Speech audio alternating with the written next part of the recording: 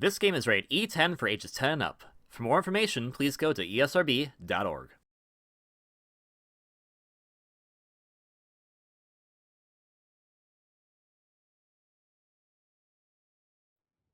Hello everyone, Kirbyvolt here, but you can call me KV, and welcome back to the Tears of the Kingdom logs. In the last log, we got like a ton of battery power. That's just pretty cool, knowing that there's actually more than one. There's going to be more than one set of battery like maxims, I suppose. There's a better way to describe that. I just got done editing, quote unquote editing, log 101, so I'm just kind of like, oh yeah, I'm just being whatever right now. Getting some stuff from Beetle, because we like Beetle. He's going to tell us about bugs, we don't care. Well, I mean, care a little, probably. Maybe a little, but not I don't particularly. Today, we have some kind of quest marks. I don't know what quest it is.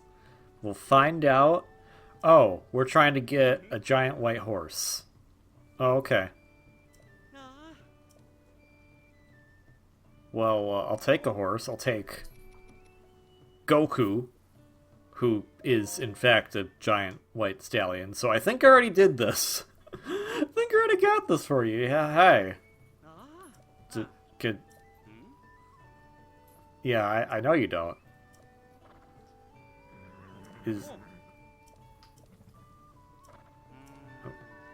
I haven't thought about that, to be quite honest. Big cloud in the sky that's been there the entire game.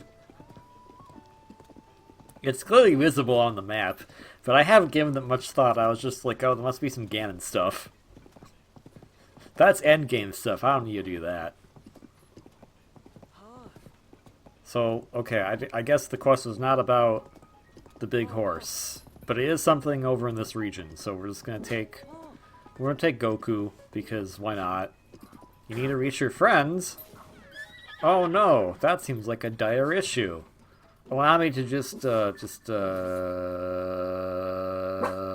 anyways, you have fun sitting there.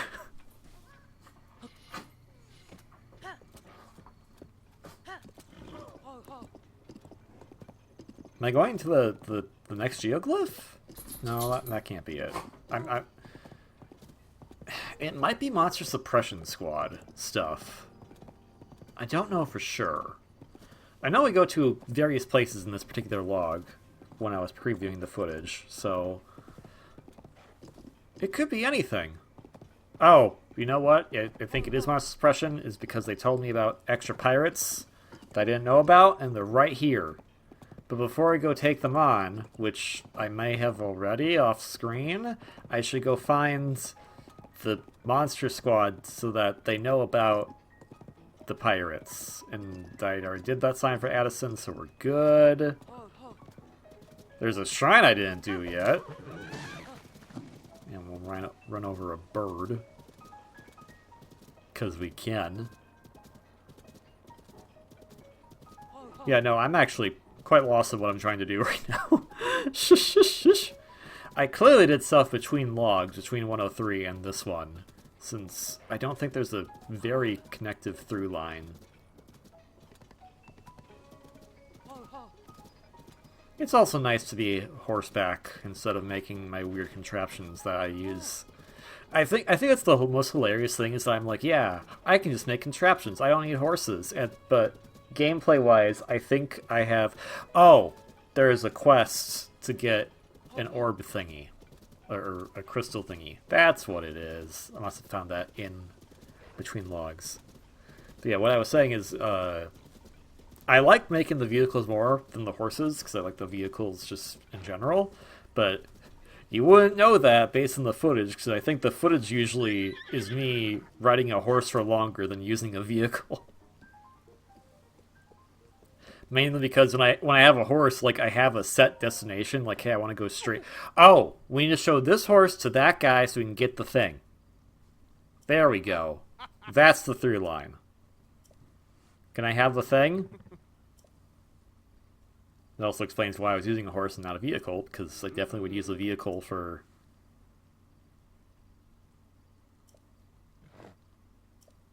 Okay. Alright, Goku, have fun. I'm gonna carry this now. Bye-bye!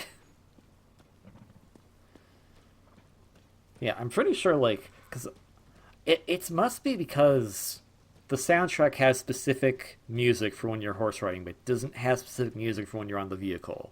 And that sticks out more to me, which is a shame because I got the soundtrack recently. That seems like a bad idea. Okay. That somehow worked. Good job, Fastme. And the Tears of the Kingdom soundtrack is 9 discs, which is larger than the Breath of the Wild soundtrack, which was 5 discs. Granted, how some of the track setup is done in Tears of the Kingdom is a bit different than Breath of the Wild. Like, remember when I was talking about like when you're in the dungeons, how the dungeons have different movements? It's been a while, and unfortunately I don't have the MP3 files imported onto my computer off my soundtrack, so I should probably either redo that or try to find them. Goku, where are you going?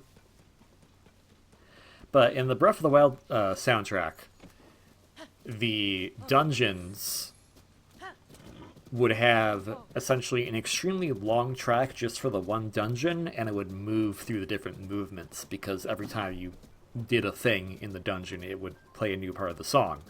In Tears of the Kingdom, they're all separated into their own individual tracks now. That said, I don't think that still explains why there's 9 discs, because you have to fill up a lot of space on a disc in the first place, and I don't think just separating the tracks would create enough space to make it take more than Breath of the Wild's soundtrack, which is already pretty extensive in its own right. And I haven't listened to much of the Tears of the Kingdom soundtrack yet, because I just have been busy with other stuff, but I want to get to listening to that specifically, because there's a lot of cool stuff that I'm sure I probably would have noticed more, or I probably noticed when I was playing the game, but I'm not noticing now due to just trying to cover over the footage as we're going along. But something that's really interesting is that every geoglyph technically has a different musical theme, which is crazy to think about, because when you get there, they all have a kind of a similar baseline theme to them, the geoglyphs in general, but all of them actually have a specific motif that they're carrying that's actually relevant to the scene that you'll watch when you find the tear in the geoglyph, and I think that's a really cool little detail. So that's it's always nice to kind of explore that aspect, because it does give you more appreciation for what was done and how much work what goes into a game. Now, I know I've said in the past that I'm not a huge fan of supplemental material enhancing the game if it wasn't already in the game, but I think in this case, it already was in the game. I'm just noticing it more because now it's isolated from the rest of the game. So I think that's fine. When I think about that, when I think about supplemental material, I think of like a drama CD or like a tie-in comic or something like that. Like stuff that you can probably obtain if you wanted to, but if it's not in the base product and you're saying that this will help better build the world, I don't think that's good. Or rather, I'm not a particularly huge fan of that. And I'll bring it up because I know that that's not a knock on the Zelda series or anything, because they have never done that to the best of my knowledge. What do you... Yeah, sure. I'll do the challenge. Okay, well, I'll get one, maybe. Now I'm gonna go do the shrine. See you later. Peace. So the Gunvolt series for me, I really enjoy that series, but I absolutely dislike that there's a lot of drama CD tracks that help enrich the world, and the majority of them, if not all of them, are all in Japanese, and while I know Japanese decently, I am not fluent. So that extra stuff, especially because those are harder to come by, because I have to go and buy the drama CDs, which I'm not really in the mood to do. Wait, why is this a reward shrine? Okay, well, whatever. It's more so that kind of stuff, and that's why when people are like, "Oh man, Gunvolt 3," I'm like, at least Gunvolt 3 had all the material in the game itself. It might have some extra drama CDs out there now, I don't know, but comparatively, there's a lot of stuff that wasn't touched on in Gunvolt 1 or Gunvolt 2 that actually enhances the story that aren't in the base game, and I don't like that. I don't like that. Gunvolt 3 had a free DLC update that had a post-game story, and honestly, that's what you should be doing. If you want to get your stuff in the game, please put all your stuff in the game, unless it's going to be in a sequel or something. Don't be like, oh, but you gotta go get this and this and this and this. Don't do that, please. I was gonna say don't Kingdom Hearts it, but I'm pretty sure Kingdom Hearts only had that going for the games, in which case, it sucked that you'd have to go and pick up a completely new console or portable system to play a bunch of the different games back in the day. But I think there's also, people have said that, there was a concert for Kingdom Hearts that apparently had canon material at it, and it's like, don't do that. Don't do that, please. Just put it in the game. Anywho's, I got sidetracked there, but my point is that listening to the music isolated is something I want to do on my own time, so I can get a better appreciation for the music and point it out when we actually get to hear it, because it's actually pretty dang good. And it actually is surprising that you wouldn't, the songs are similar enough that your brain, if you already played Breath of the Wild, it just assumes that they're the same. But, the battle theme, some of the other field themes, they aren't the exact same as they were in Breath of the Wild. They're actually different. And I think that's, I like that. I think that's really cool that essentially they had the easy route of, oh, we could just do these songs and just put them back in, but they went, no, what if we rewrote these songs a bit so it better fits the theme, because in doing so this entire soundtrack is orchestrated, so that's a lot of work to be like, okay, we're going to rework the song, because you have to re-record the entire thing over again so that it's going to flow properly into your game. So kudos to the sound team on the Zelda series. I know they probably haven't gotten as much credit with this game and Breath of the Wild because they are more subdued soundtracks, but I think they still did a fantastic job with the assignments that they were given. Here's hoping that the upcoming Zelda game will have a lot more melodic music to it that people can easily hum along to. Not that I dislike this music choice at all. There's a ton of fantastic songs in both games. But where those songs play typically equates to maybe about 10% of the overall game.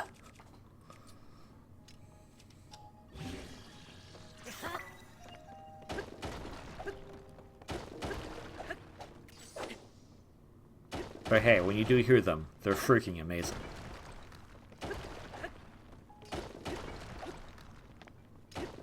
Would I like to have an overworld theme in these games? Yes, I would. I would like to have kind of a it doesn't have to be anything fancy, but something a little more bombastic. I feel like this game would have benefited from it. The subdued tones of Breath of the Wild made sense for its story, but I think here, because of the dire situation, they could have had a more intense overworld theme, or at least overworld themes depending on what area you're in, because that's also a huge dependent thing, is that if you're in a rocky area, it's going to be a slightly different overall theme compared to a flatland area or a wetland area, and I think that's really cool. That's a lot of details that the composers went to for this game, and I feel that because it's not as iconic melodic as, you know, A Link to the Past or Link's Awakening, people aren't going to notice it as much, and I just want the composers to know that I noticed it. At least I do now that I'm listening to the soundtrack. And your work is amazing, so thank you, and please keep up the good work. We're trying to take a picture of this big skeleton thing for a quest, but I think we need to put this rock into its eyeball socket. Question: does Pass Me know that? Because I don't think Pass Me does. So let's let him figure it out. Don't kill that wolf, please. Let me get this Swift Violet in the meantime, because I need it.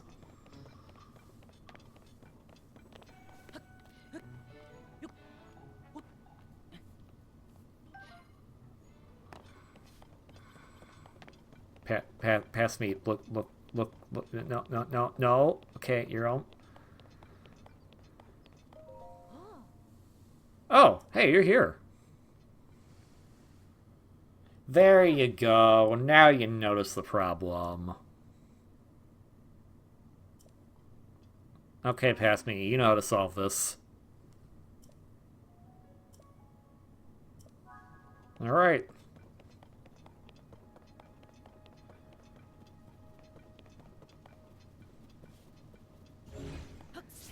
I really like the soundtrack, though. Don't get me wrong. I think I am bad at... you know, there's a saying of, like, you speak faster than you think, but... Okay, Pass Me, where are you putting that? Okay, it doesn't go up his nose. Don't put it up his nose. Or their nose. I don't know what this thing was once upon a time. There we go. Just fits right in there.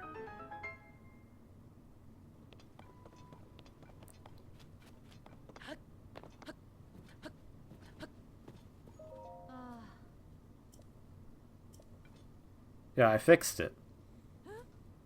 Yeah, see, it's just there now. Did you not see me, like,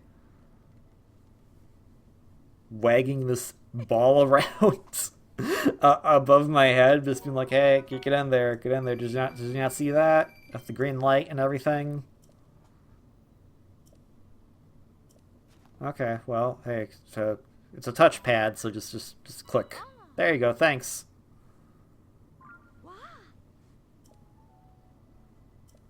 Okay, have a nice day. But yes, I really enjoy the soundtrack, and I'm happy. I don't buy physical soundtracks unless I am in love with the game or whatever the origin of that soundtrack is. Most of the soundtracks I own are game soundtracks, a few Broadway CDs, and like I think just 2 film soundtracks. And now we're going to the depths. We did this quest. Alright, back to the depths. Let's go and get some Lightroots. But yeah, I'm trying to think, like, what... You know, I could pull up my drawer right now and look at them. Also, there's a fun little details that the Lightroot has, like, this little introduction theme every time you pop in. Or is it the depths? It's one of the two. The Lightroot or the depths has this like little introduction theme every time you pop in, so that you always hear like the same thing. So like you know, like, oh, it's cool because that way, you know, either hey, you teleported in, or hey, you landed in, and it plays that. Right there. Hear that? Oh, that's a really cool detail. I'm going to be nerding out about the soundtrack as I listen to more of it, so I can point out more of it. I've only briefly skimmed it so far, but these are the things I've noticed.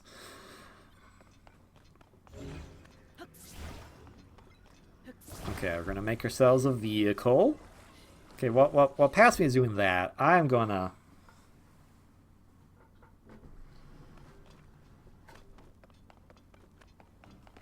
Okay, so I opened up my drawer of soundtracks and other miscellaneous things.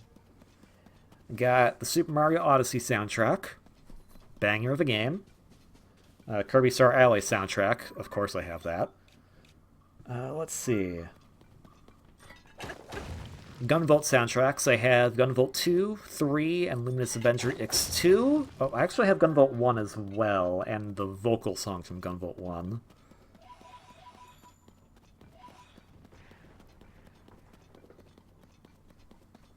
Oh yeah, I have Tales of the Abyss is soundtrack, which is an exception to the rule I laid out earlier, because Tales of the Abyss is a game that I'm tolerant of, but it's not a game that I particularly enjoy. Oh, we haven't been to this Bargainer statue yet. That was the deal. We had this one found for us on the map by the one back at Lookout Landing, and now we're just being like, "Hey man, how's it go?" Okay, because the more we find, the more stuff that they give to us as far as what we can unlock from them. So we got a new clothing item from them, which is the Hood of the Depths, which honestly looks pretty cool. I like this. This clothing set, underrated. The Depths clothing set, that is. It's not as useful as I would like it to be, granted, but it's still a cool looking set. Okay, what else? We got the soundtrack for Shantae Half Genie Hero, Vitamin Connection, Kid Icarus Uprising.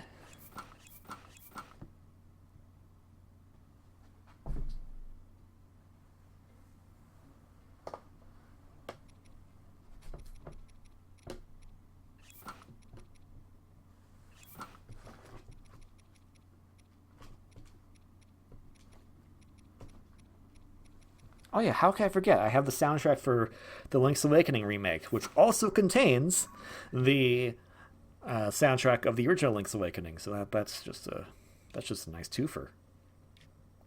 I know I can't see it right now, but I have the soundtrack for Fire Emblem Echoes: Shadows of Valentia, which is, in my opinion, the second best Fire Emblem game ever made.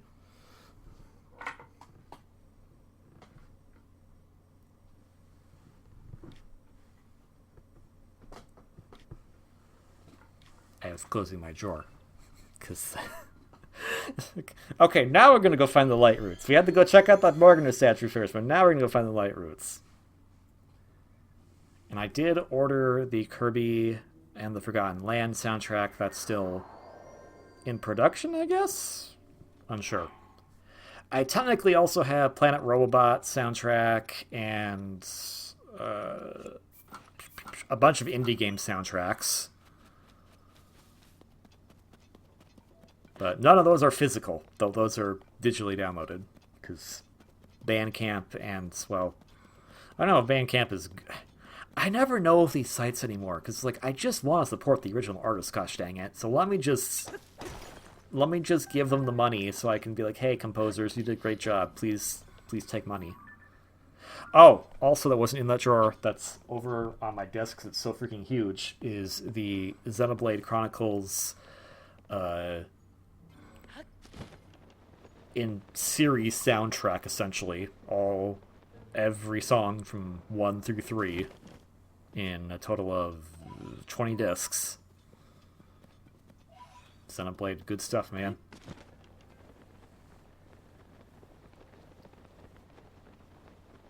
So yeah, I like having physical CDs if I can get them, and if I can't, and I still really liked it, especially if it's an indie production, I will go to wherever they want me to go to buy said indie. Now, I collect CDs, not vinyl, and I know that there's a lot of like, well, the vinyl's better quality, blah blah blah, but it's just kind of like, I'm sorry, I didn't grow up with a record player. I grew up with CD players. Do you know what's easy to hook up to a computer? A CD player. Not a record player. So I'm not gonna get vinyls. Even if you're like, hey man, our indie game made a vinyl record. I'm still like, cool. I'll just get the digital version then, because I don't. Am I just weird? I feel like vinyl is a generation before me, and that's fine if that's what people like, but it's just, I don't know, like, CDs just seem much more convenient while still being physical and still keeping a level of quality. Like, there's debates on quality of vinyl versus CD, and I'm sure audio snobs, well, okay, no, that's not the right word to term. People who are very well versed in how audio. Whoa! What the but? Hi! Hello! It's nice to see you again. I love you. Didn't expect you here. Let's do this! oh, that's a nice surprise. Hi, Colgera.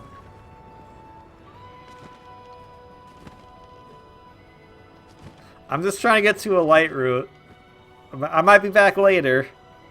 Maybe we'll fight right now. I don't know. It's nice to hear your music again, buddy. Like, just, oh my gosh. Masterclass. Masterclass piece of music right here. Oh, so good.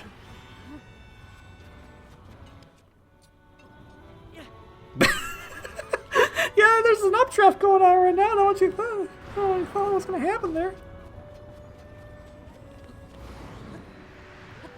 Oh. Okay. You have fun, Colgera. I'll be back. Mark my words. I'll be back. I can't believe we get to fight Colgera again.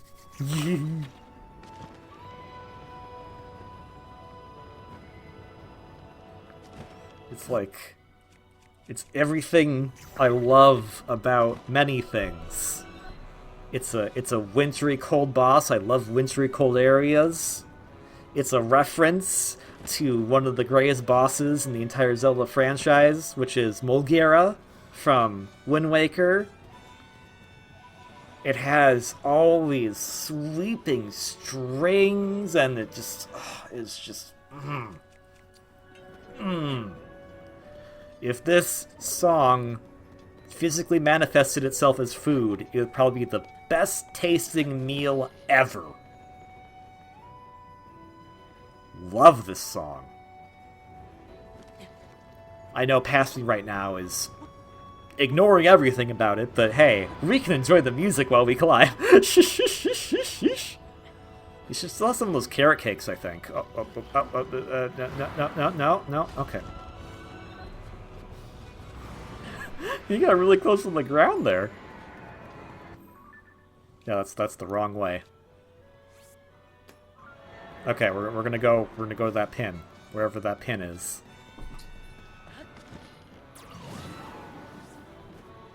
Look at the shadowy cast, man.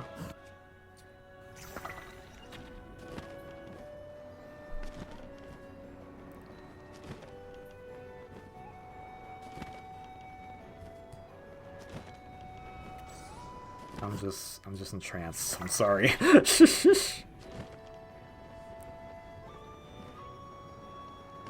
Yeah, you know, if you like vinyl, that's fine. It's not something that I'm particularly fond of, because I want to be able to play CDs and also take them digitally with me. But I mean, I'm not gonna stop you from enjoying what you want to enjoy. Hello, we found a mine. And Kogera's still beating down in the background. Okay. We finally left the Kogera area. Man. That song brought tears to my eyes. Just... I love that so much. Okay. So my initial point, and I'll get off it now, is that my generation and younger, I feel like CDs are just kind of more in line for us. I get that it's probably not the best, the most respectable audio quality, but I don't know what else you want. I think it's pretty dang good for what it is. Especially because I think CDs can hold more space than vinyl records, unless that has changed in the recent years.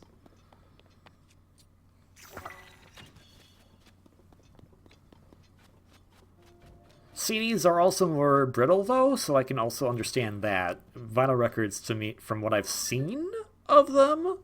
Oh, that goes to a maze. Vinyl records seem more durable, but I don't know if them being more durable means that their quality also doesn't get immediately messed up. But yeah, CDs are definitely more brittle, so there's that. And I definitely had time trying to get all those 9 CDs out so I could put them into my CD player to export the music.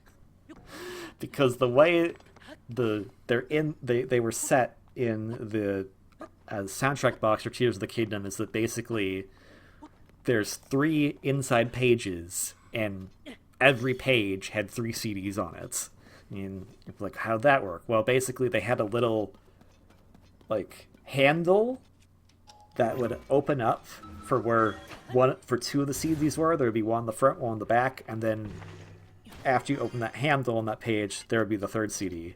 And they just repeated that a few times. And getting the 3rd CD out, no problem. It's very nicely inlets into the casing, and it comes out with just minimal force when you do the little, the CDs and their CD holders. They have the thing in the middle. They press it down a little bit, and then it kind of helps pop them out, so you can just pull them out. The 2nd CDs that were on the backside, oh boy. Those were a bit of a pain, and I kept going, oh, I don't think it's supposed to bend like that, and then backing off before anything bad happens. Oh, hey, we can get a picture of Colgera. We haven't got a picture of Colgera yet. I didn't break any of them, thankfully, but it is just one of those things that's just like, oh, okay, yeah, no. Vinyl, they come with that nice case typically, and that's all there is, because you don't put multiple vinyls into one case. That's just silly. With CDs, man. I like CDs personally because that's what I grew up with, but man, if vinyl has one thing over CDs, it's definitely how to keep them proper.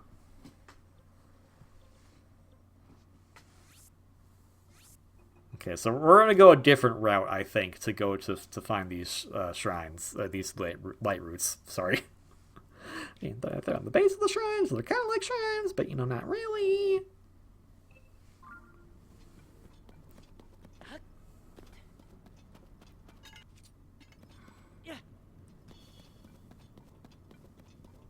That's not the first time I've had CDs like in weird spots where I'm just like, if I pull this out and it's bad, it's wrong, it's gonna break. Never like happy about that. It's always like, I got this physically so that if anything ever happens, I can still listen to it.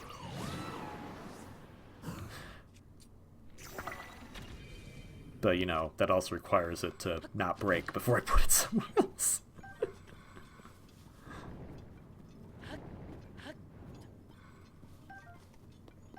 And I think the Star Allies soundtrack...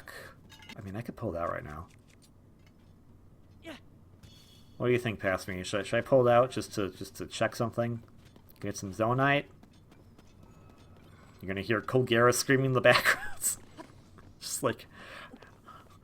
I love Colgera, but I can't have Colgera messing with me as I'm trying to climb places. Also, the cliffs are like super high there, so keep trying to find outside cliffs. Keeping these puff shrooms, because I'll use them maybe, finally. And there's Colgera. Colgera's over there for sure. Well, okay. Alright, well, you climb that wall, that cliff.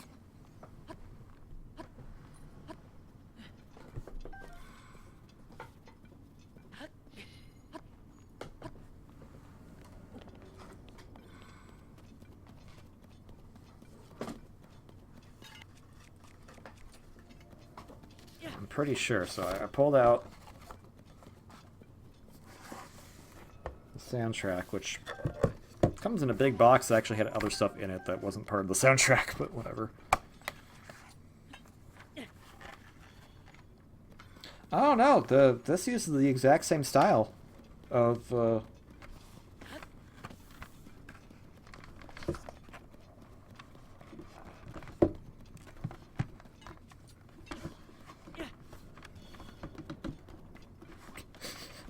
Hello, welcome to Tears of the Kingdom logs, where I mess around with music soundtracks. What? Well, recording a log of the actual game. So no, I was wrong. I thought that the Star Allies soundtrack was organized a bit different. It actually uses the exact same style that the Tears of the Kingdom soundtrack uses for its CD layout, but Star Allies only has 6 CDs, so it doesn't have to double up on the backside of the little doors that they make in the Tears of the Kingdom soundtrack.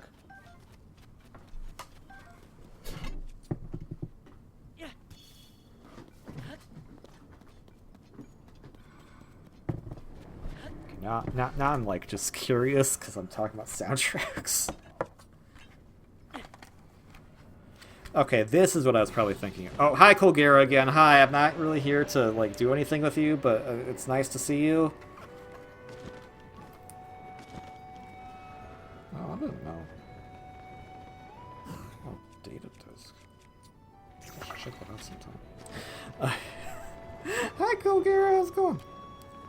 So I opened up the Fire Emblem Echoes Shadows of Valencia OST, and it has a different style where 2 CDs take up a page, but 1 CD is laid on top of the other. So if you want to get to the bottom CD, you have to take up the first CD. And that's not necessarily a bad thing, because I believe they still come out fairly easily, but it's always the worry of like, hey, I don't want these to break. Pay a lot of good money for the soundtrack because I want to support the team and all their good work, and also I love their music. Give me a second. Case. Oh, it's dead. Give me your eyeball, please.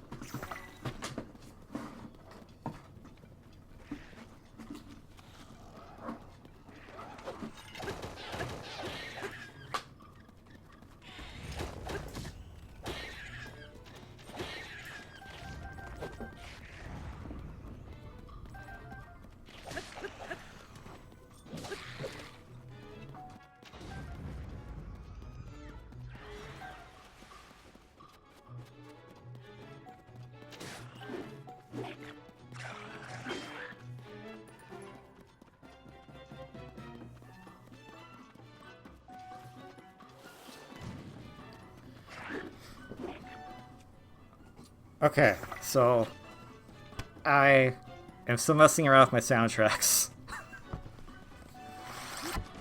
So I just want to see how these are all laid now. And now we can see all them. And there's a Lightroot, so that's good.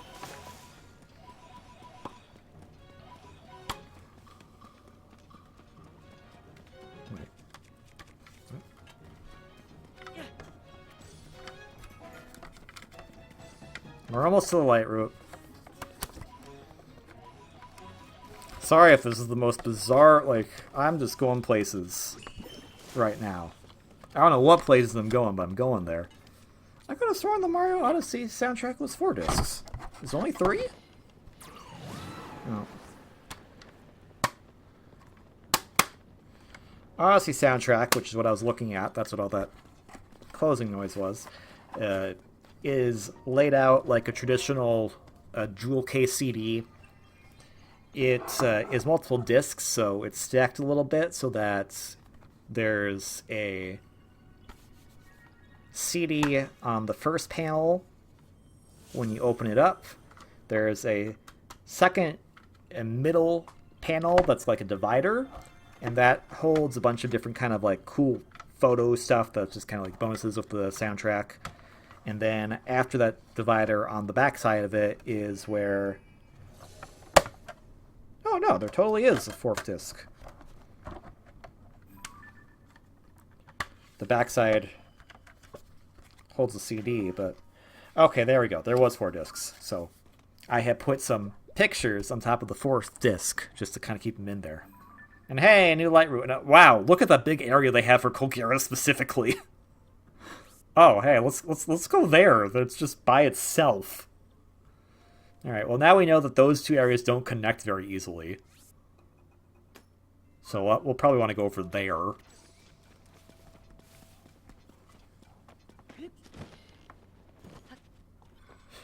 I love this game, he says, then doing something completely random while also doing the footage.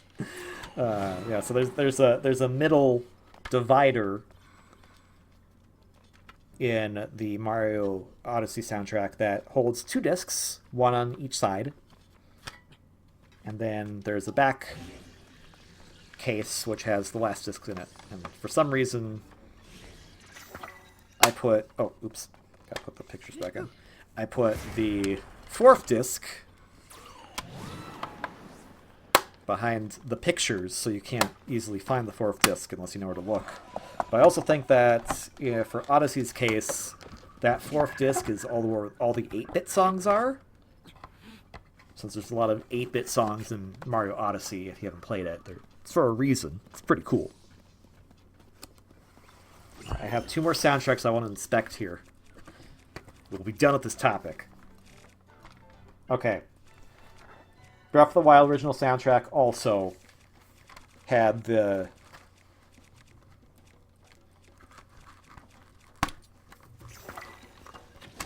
thing with the little doors. Well, it's like a small little plates, because like how do I describe this? Well, have fun with that guy. Have them all kill each other. The Mario Odyssey soundtrack is the size of like what you usually consider to be a CD album case. Like a jewel case, if you're familiar with how PS1 games were that kind of case. It's that dimension. But most of the other soundtracks I have are kind of in this more booklet dimension, so it's not like a full sheet of paper, but it's smaller than that, but it has that kind of same scale. It's just more of a rectangle than a square. And so when they have these insides. I'm explaining this to you like you can actually see me showing you the physical object right now. But inside, the CD goes into the middle of that page, and because of that, they can use this plastic area around it to then make this little door hinge that goes on top of the other CDs, so that way you can put multiple CDs in there. And Breath of the Wild, with only 5 discs, does the exact same thing that Tears of the Kingdom did, but Tears of the Kingdom has 9 discs, so that is quite crazy.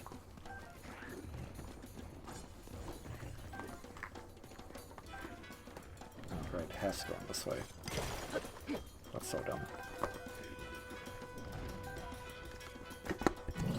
How's it going? Get some Zonite? Get some Zonite?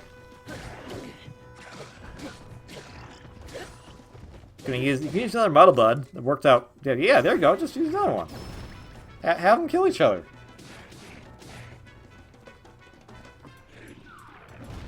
Work smarter, not harder.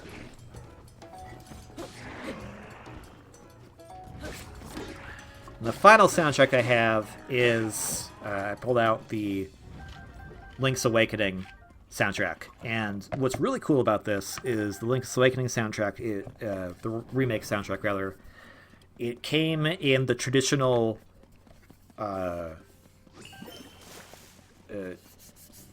CD jewel case specifications of size, distribution, arrangements. One of those two words. Or other words, probably. But it actually came with this nice, hard plastic covering where the actual jewel cases go into. The Odyssey soundtrack also had a plastic sleeve for it, but it wasn't as nice as the Link's Awakening one. And what's cool is that when you bring the Link's Awakening CDs out, it's actually two different CDs. Again, I'm pointing to my camera like you can see this right now. You can't. I'm sorry. But it's two different CDs. One that contains the remake soundtrack that has illustration that shows the remake box art, and then one that is actually the original game, and it has the original game box art, the Japanese box art, because these are all imported from Japan, on it. So it's kind of cool that like you have the two visual styles represented with this soundtrack release. I think that's really freaking cool.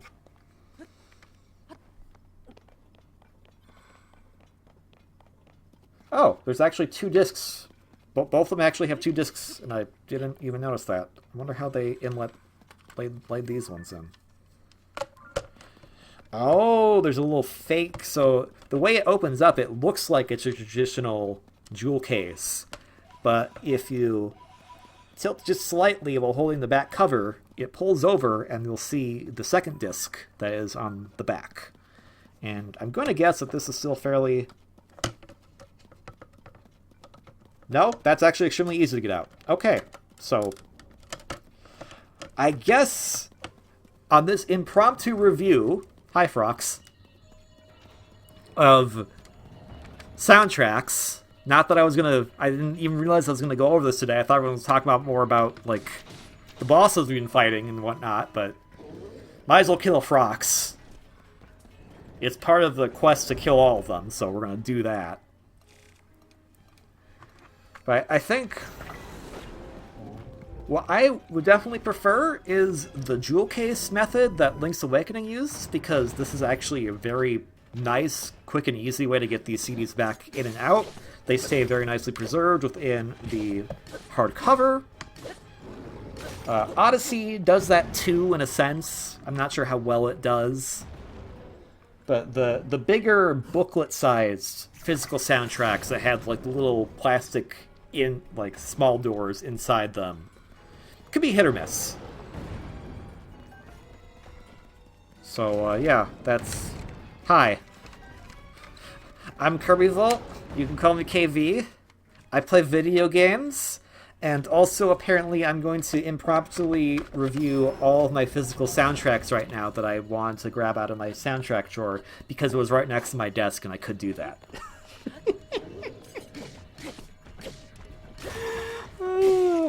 Bye, Master Sword. Well, that's gonna be a problem because we kind of need something that's not strong. Why are you using that? That's not strong at all. Look, we have fun here.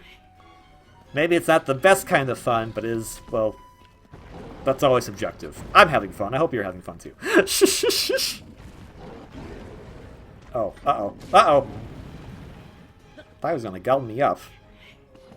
Also, Frox don't cause gloom damage, which is nice. So, fighting a Frox is usually like the...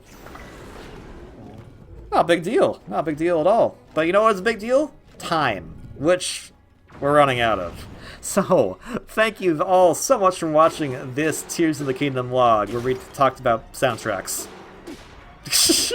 If you like this video, like, comment, subscribe. Don't have to, you don't want to, it's always appreciated. If you like what you see as far as the game goes, pick up Tears of the Kingdom, available on Nintendo Switch, hopefully playable on successor. But of course, most importantly, I'm going to stare at you as I say this. Please have a wonderfully great day. Until then, ciao.